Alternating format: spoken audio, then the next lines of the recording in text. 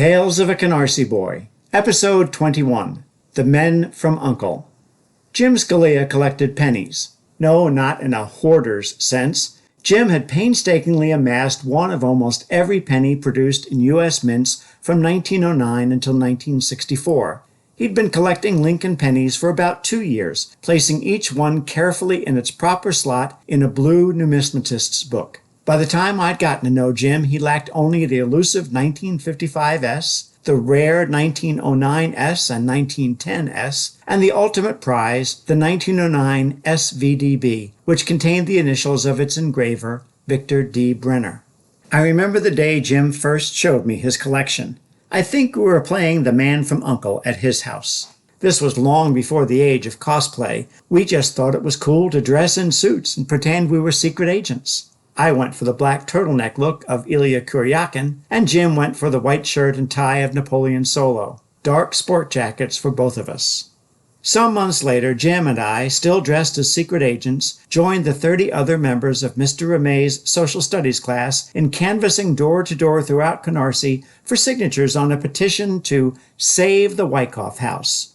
The Wyckoff House was the oldest continually occupied Dutch house in the 5 boroughs, but it was in an advanced state of disrepair. Mr. Rame thought a class of 12 and 13-year-olds could save it, and we believed him. Jim and I had never heard of the Wyckoff House up until then, even though it was alleged to be located at the northwest edge of Canarsie, so we had to check it out. One day after school, we set out from Jim's house in full Man from U.N.C.L.E. regalia and trekked toward the location described by our teacher. We crept stealthily through a heavily weeded area that looked like it might be hiding the old Dutch homestead. Just when we began feeling hopelessly lost, we entered a clearing and discovered a not quite overgrown drive. Creeping along the edge of the drive, but still under weedy cover, we made our way to the house itself. It was indeed occupied, but we'd seen enough and had no desire to meet any occupants who would live in such squalor.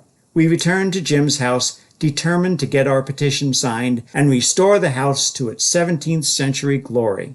Many days of canvassing followed, along with a letter-writing campaign to Brooklyn Borough President Emanuel Seller and Mayor Robert F. Wagner, Jr. Then we waited. It was during this seemingly endless wait that Jim showed me his penny collection. I was impressed. That night at supper, I told Mom and Pop about it. Didn't, insert some obscure relative's name here, have something like that, Art? Mom asked. I think so, said Pop. Where is it? I inquired. Have you looked in your dresser? Mom answered. My dresser? The suggestion baffled me. Why would I look in my dresser for something I didn't even know existed? Why look in my dresser for anything? Mom washed and put away my clothes. She knew my sense of color coordination well enough to lay my clothes out before waking me each morning. God help the world if I dressed myself. I did try once in 6th grade. I put on a giant red and white polka dot Soupy Sales bow tie over a brown and lime green striped polo shirt. Never again, Mom huffed. I rarely looked inside my dresser anymore. After supper, I went to my room to check my dresser. Yikes! There were more clothes in there than I thought I had. I gained new respect for Mom's choices when I saw all the potential mismatches she contended with every day. But underneath each drawer's layer of socks and underwear and polo shirts lay buried treasure. In one drawer, generations of wallets lay interred. Some bore the marks of hard wear, maybe by a grandfather or great-uncle. Others were pristine. They were even more likely to have come from an ancestor. A dead one. Why my dresser? The wallet drawer eventually yielded what is now a prized possession, an early 1950s-era Brooklyn Dodger wallet. It was cheaply made, for kids, not grandparents, but it was, and is still, beautiful. That wallet now lives in my current dresser drawer, under my hiking socks, waiting to be discovered by another generation.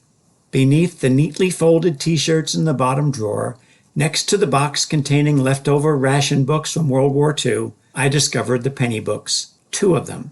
One held Lincoln cents from 1909 to 1940, and the other from 1941 to 1959.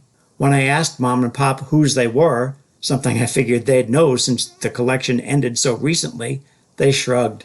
Who knows? That's the way it was in my house. Things, antiques and cheap trinkets, appeared out of nowhere. I carefully opened the first book. Very few spots were vacant. At that time, I didn't know the value of the coins to which I previously referred, so I called Jim Scalia. "Hey," I said, "I found an old penny collection. Want to check it out?" Jim said, "Maybe later. What's it got?"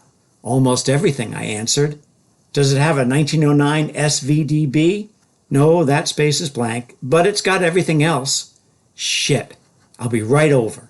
Jim arrived in about 20 minutes, not dressed as a man from U.N.C.L.E. He looked over the coin books. Indeed, the only pennies missing between 1909 and 1962 were the 9 SVDB and the 1955 S, although the 1910 S was too worn to have been of much value. Jim asked for a magnifying glass, and, of course, Mom offered him a choice of modern or antique. He kept examining the 1909 S, saying, "Shit." He finally told me it was in at least very good, that's VG condition, and was worth $30 to $45. That's in 1964 dollars. Not bad for a penny. He said a few of the others, like the 1911 S, were worth a few bucks too. Jim and I stayed friends throughout junior high, going our separate ways sometime in high school. He never found his 1909 SVDB. The Wyckoff House Children's Campaign succeeded, and the house was declared a National Historic Landmark in 1967. I still have the letter from Emanuel Seller congratulating me on a job well done. I visited there a few years back, but not dressed as Ilya Kuryakin. Guy Ritchie directed a movie version of The Man from U.N.C.L.E. in 2015, but it wasn't as cool as the original TV series. I kept my penny collection until the early 80s. I sold it when I learned a pastor friend needed some help with a mission project. It brought about $90, mostly from the 1909 S. New Yorkers love their sports teams. The Baisleys were no different, as you'll discover in next week's episode of Tales of a Canarsie Boy.